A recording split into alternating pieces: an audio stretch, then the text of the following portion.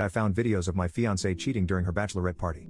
Last weekend she had her bachelorette party. I didn't have a problem with it, especially after what she told me was the plan. After midnight I start getting ready for bed and notice that the computer in my office isn't turned off. It turns out fiancé had not logged out and her messenger was still open on the computer. There was a group chat where her and the girls had been planning everything and a lot of videos were uploaded to the chat. I was a little curious and I started watching some of the videos. Most of them were pretty innocent. Then there was a video of a woman going to the front door and about 10 guys enter the apartment. I didn't know they were and I didn't recognize anyone. There were a couple videos of the guys and girls dancing and drinking. And then the worst happened. A video started of my fiancé making out with a guy on the sofa. She stops and rolls over and starts making out with a second guy. Then there was a video of her and the two guys going into a bedroom. I walked into the bathroom because I thought I would be sick. I saved the videos and then made one of my own. Just a short little selfie video of me saying, "Hi, this is Jeff, your ex-fiancé. I just wanted to say I saw the videos from the party and the wedding is off. I hope it was worth it."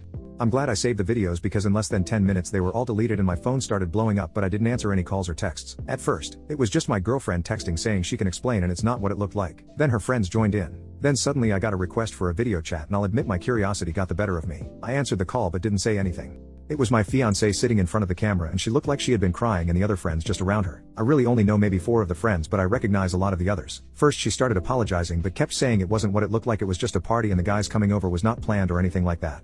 When I didn't say anything she just kept going on with more of the same and her friends backed her up. The more I didn't speak the more hysterical she got. Eventually she admitted to kissing the 2 guys but dumped the blame on her friends who all took responsibility for that, which surprised me a little.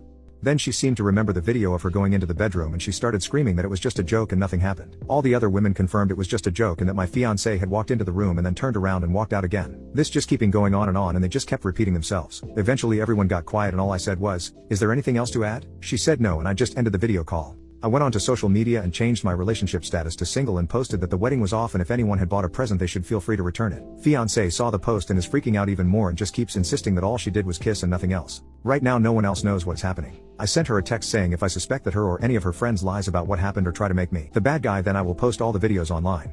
Everything has been called off and cancelled. The wedding is officially not happening. I got the ring back and all of her stuff was moved out as soon as she got back from the bachelorette party. We talked a bit before I made any rash decisions, but it was mostly full of her begging for me to hear her out, apologizing for what she'd done, and crying.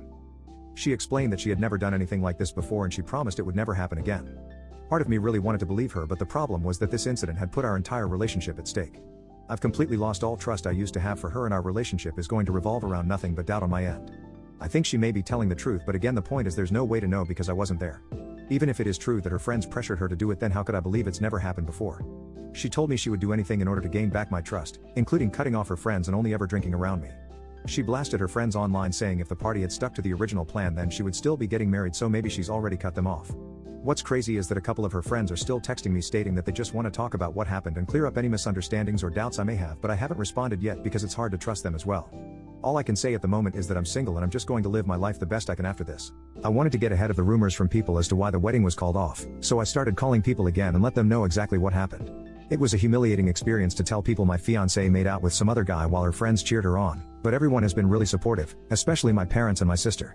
I also called my ex's parents since they helped with some of the expenses of the wedding, and I wanted to let them know that they should try to get their deposits back. To my surprise, my ex's mother picked up the phone and she already knew everything that had happened. Apparently, my ex told them everything. I did ask her some questions to see just how much they knew, and everything seemed to line up with what I knew happened. They didn't try to make me stay with my ex or anything. As for my ex herself, she begged me for a second chance and even suggested that she would cut off her friends who enabled her. She proposed going to couples counseling. I told her that I don't want to spend the rest of my life being her warden, making sure that she isn't hanging out with people I don't approve of, and that if we began a marriage already going to couples therapy for something as big as this, then we were already doomed to fail. So, this is where I am now. I'm single, and I think I'm going to stay that way for a while. It still hurts after spending 7 years together with this woman, but there's just no trust there anymore. As far as I am concerned, I am ready to close this chapter of my life.